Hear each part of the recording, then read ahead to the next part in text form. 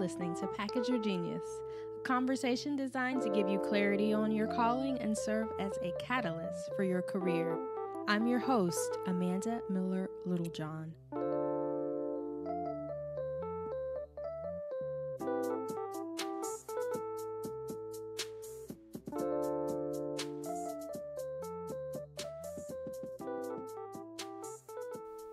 I'm back. Thanks for being back with me here on another episode of Package Your Genius. And if you have not heard by now, I have committed to recording an episode every day for the month of June. And to be honest with you, I was super nervous about it. But as I am now 4 days into consecutive episodes, this is like way easier than I thought it would be. And one of the reasons that I believe it's easier than I thought it would be is my topic for today's episode. And that is something that I want you to do. I want you to tap into your superpower by doing something absurd. I'm going to say that again. Tap into your superpower by doing something absurd. So I've been recording this podcast with a goal to do an episode a week for a few years now. And to be honest, I've fallen off. There have been seasons where I didn't publish at all. There have been times when I wondered if this was something I should do, even though I enjoyed it. I was like, okay, I'm not getting the traction I want. Like, I'm not really sure if people are enjoying these episodes. I'm not sure if this podcast is like a winner. Should I keep doing it? And then I'll get feedback from someone who says an episode I shared really helped them or resonated with them, and that'll kind of push me along to keep going. But generating content in general is something that I am pretty accustomed to doing. I've been creating content, regular content, to some degree for over the last decade, like longer than 10 years. So from blogging to creating social content to creating toolkits and now the book, I have courses and videos. Like, I create a lot of content. And I think somewhere along the way, my superpower to continuously generate ideas and create content at a high level was lost to me. I think to some degree because I've been spreading myself across a few different platforms to try to like create content. So a weekly newsletter, my blog, the podcast. Now, obviously, a lot of those things repeat and you see some of the same things showing up in all of those places. But like, this challenge has really been a call to action to my own kind of personal style of just doing the most. And if you recall I can't even remember the episode number it was, but it was about a year ago, and I'll pull it up and maybe include it in the show notes. But I shared a story about how I learned I was quote unquote too much in the second grade when a teacher gave the whole class this challenge to split up in teams and solve math problems at the front of the class on the chalkboard. And if the person on your team lost, they had to go to the back of the line and you got a chance to go. And the person who won on the other team just got to stay up there. And so I remember I kept solving the problems right, and other people on my team weren't getting a chance to go.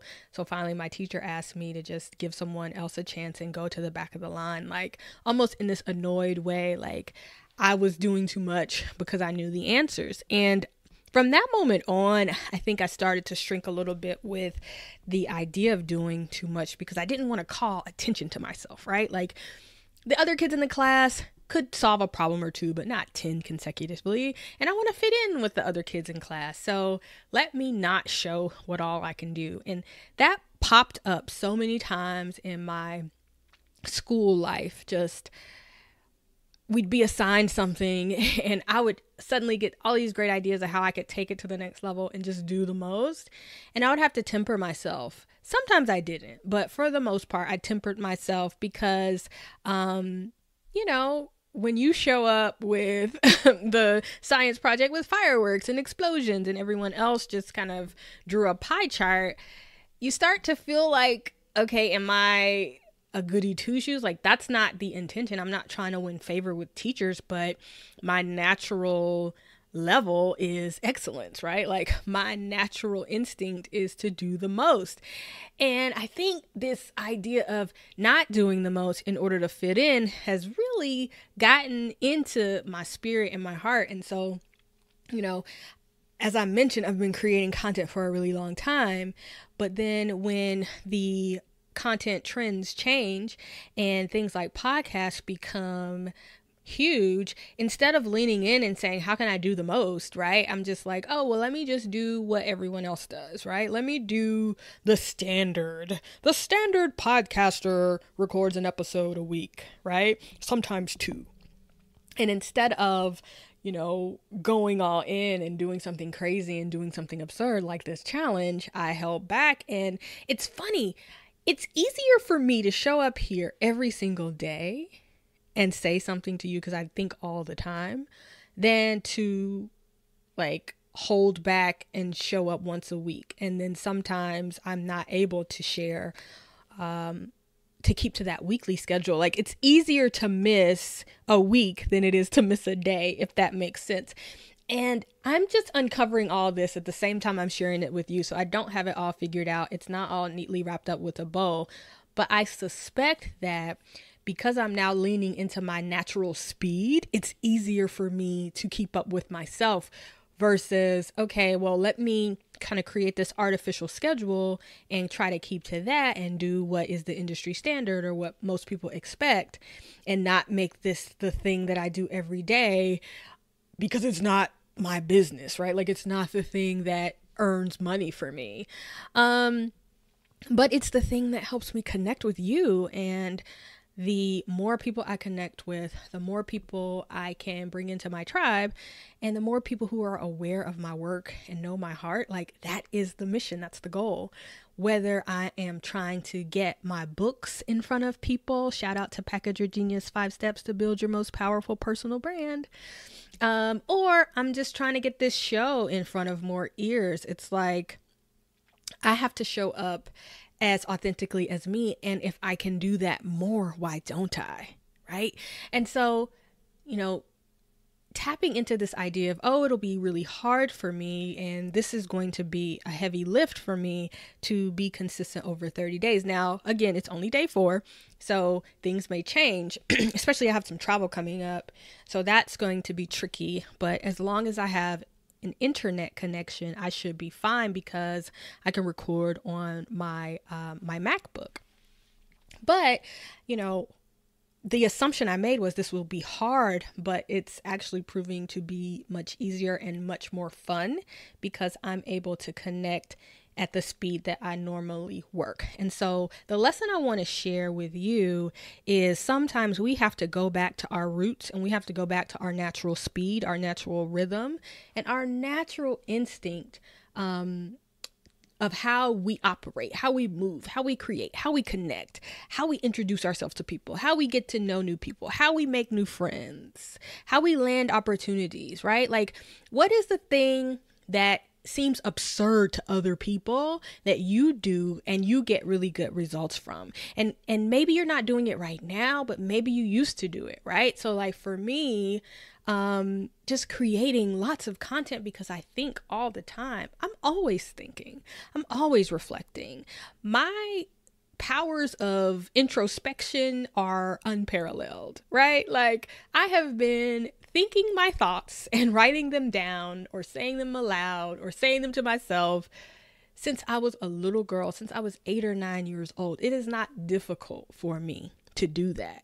And so then why would I imprison that natural instinct, that natural gift of just being able to get right to my thoughts and get to the heart of things, and really, tease out an idea, or explore the tension between how I think and how I feel, or how I wish I felt, but how I actually feel, or how I wish a situation played out and how it actually did, and how, I don't want to be jealous of her, but I actually am, right? Like, all of these things that I regularly explore on my own, they're happening anyway. So why wouldn't I weave them into my work and make them a part of my daily day to day, but also why wouldn't I take advantage of that superpower and make it work for me? And so for you, what is the thing that you used to do because it just came naturally to you and you didn't know other people didn't do it until you did it publicly and found out, oh, people aren't doing it like this. Like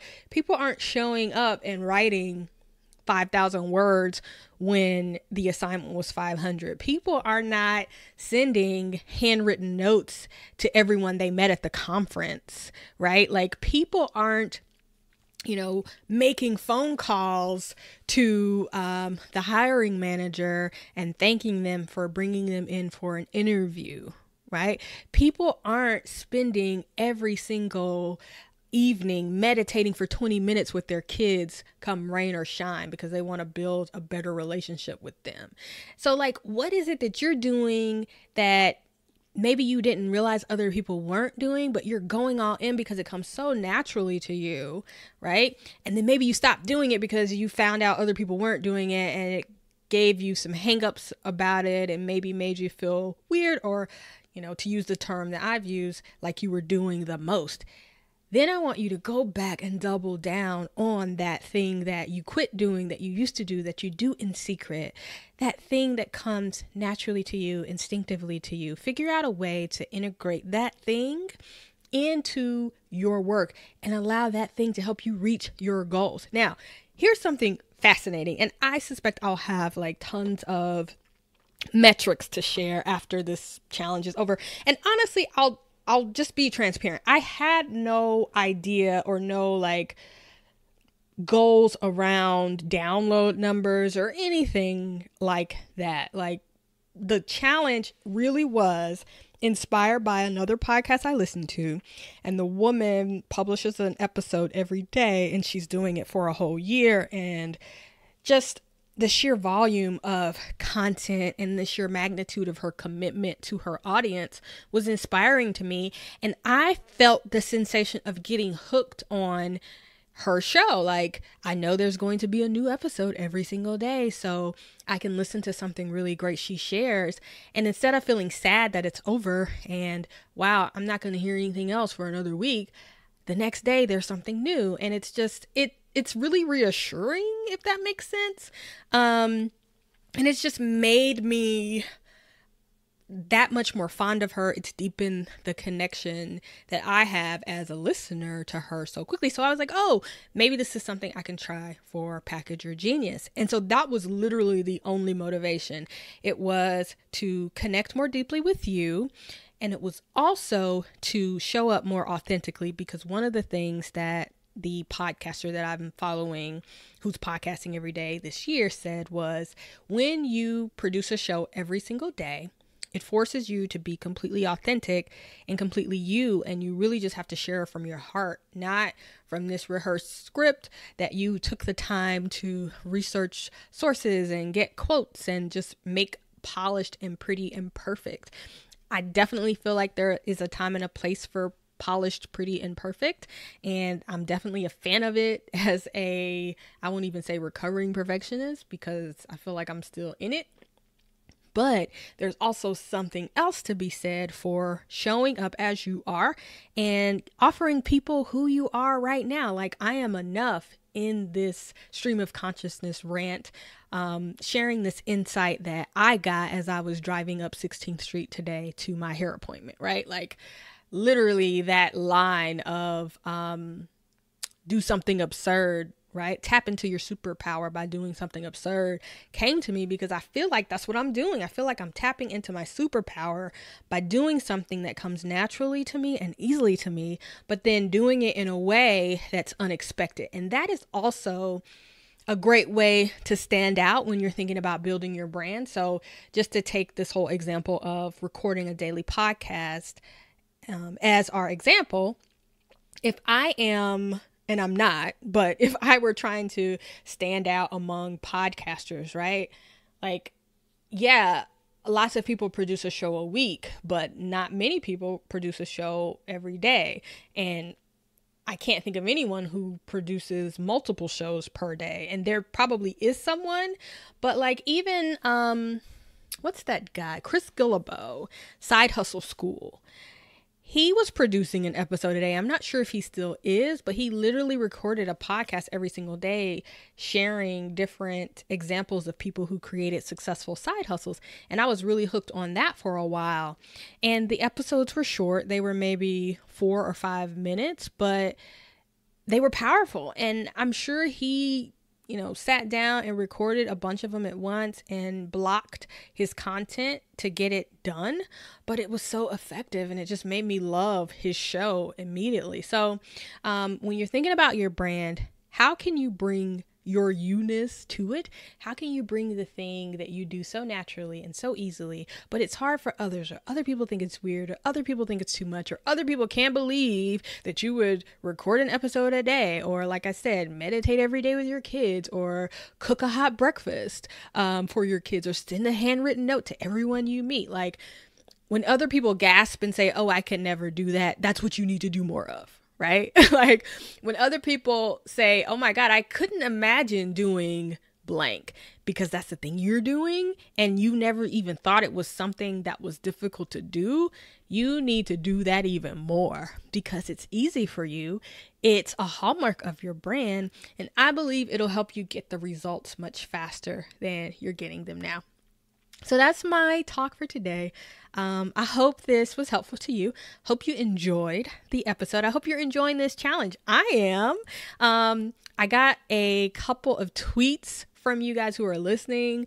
Andre Blackman, shout out Andre, asked to come back on the podcast this month. He's been interviewed here before, but I hope to receive your pitch, Andre, if you're listening, on what you'd like to talk about this month. And if you have a specific pitch for me around a conversation we could have together here on Package Your Genius, since I'm podcasting every single day this month, I would love to chat with you about what we could discuss here together.